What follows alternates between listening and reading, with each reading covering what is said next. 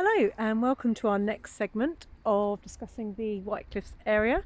I met with one of the volunteers of the White Cliffs area who's very kindly decided to talk to me about this area despite the lockdown. Obviously we are socially distancing. I'm going to meet him, we're going to stand at least 2 meters apart, so no need to worry about any of those sort of rules, and he was here anyway, so it's all very organic. Okay, so here we are. Here we are at the memorial to the great heroes of the Second World War. This is the memorial to the Battle of Britain, and we have here a fantastic phrase by one of the greatest leaders of the UK of all time, Sir Winston Churchill himself. Never in the course of human history has so much been owed by so many to so few.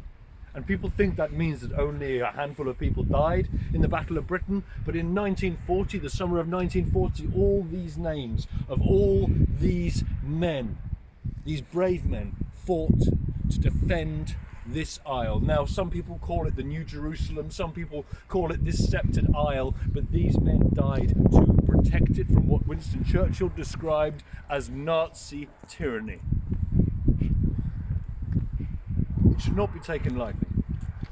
The fact is that those names are of over 15 nationalities. Men who were born and grew up in countries never before having set foot on this land's soil came here from Australia, from Barbados, from Jamaica, from Czechoslovakia, and many more, to fight for us, the British. They died, many lived, but many died, to protect this land. And the fact that we remained unconquered by Germany during that time is in large part to do with the English Channel. I say it proudly, the English Channel. The gap between ourselves and France. Now, we call it the English Channel because going back hundreds and hundreds of years, England had naval superiority.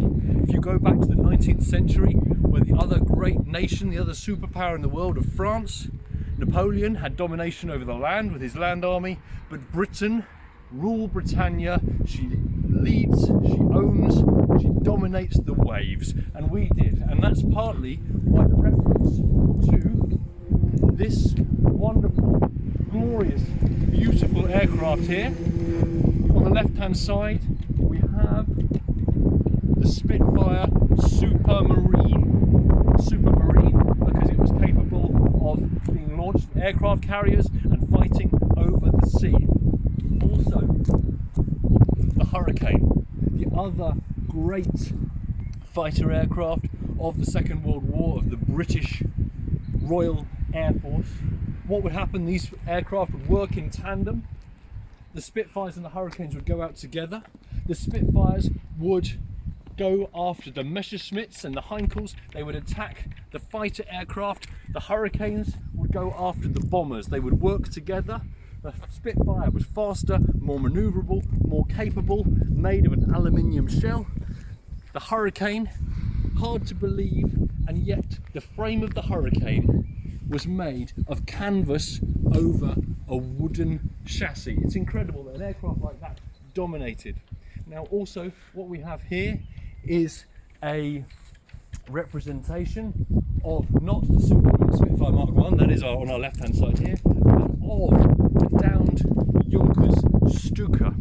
Now this was known as a dive bombing aircraft, and it's been placed here by a German artist to represent also their involvement in the Battle of Britain in the Second World War. And this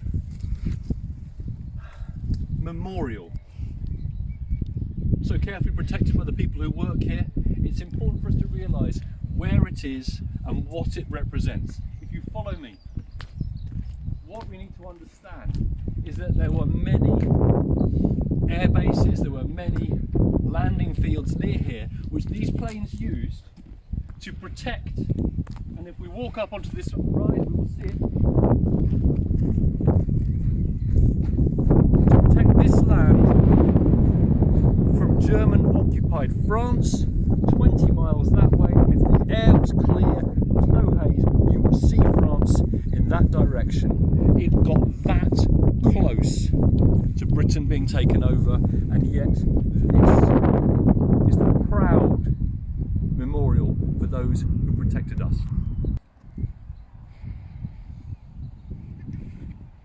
It's in a place like this that one can't help feel nostalgic for the days of the British Empire, where the sun never set on the British Empire. The maps at the time, in Victorian times, the British Empire was marked, all the countries in the British Empire were marked in pink on the map, and the sun went round and the sun never set on the British Empire. We were not just a superpower, we were the superpower.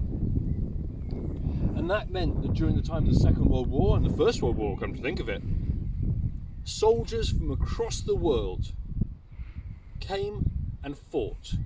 We had Sikhs, we had Hindus, we had people from sub-Saharan Africa, we had Australians and New Zealanders, we had Canadians came and fought for Britain because the king was a British king and was also their king. Gone are the days of empire when His Imperial Majesty ruled the waves and ruled the world. It's a sad time, it's gone. However, we went from being the superpower to a superpower. Globalization continued, the lands expanded, the French Empire, the Germans tried to have an empire, the Ottoman Empire declined, and now we're in a different state, we're in a different world. Empires, the superpowers, China, the United States of America, and Russia would like to have their name there, but quite frankly I wouldn't put their name there. Times have changed.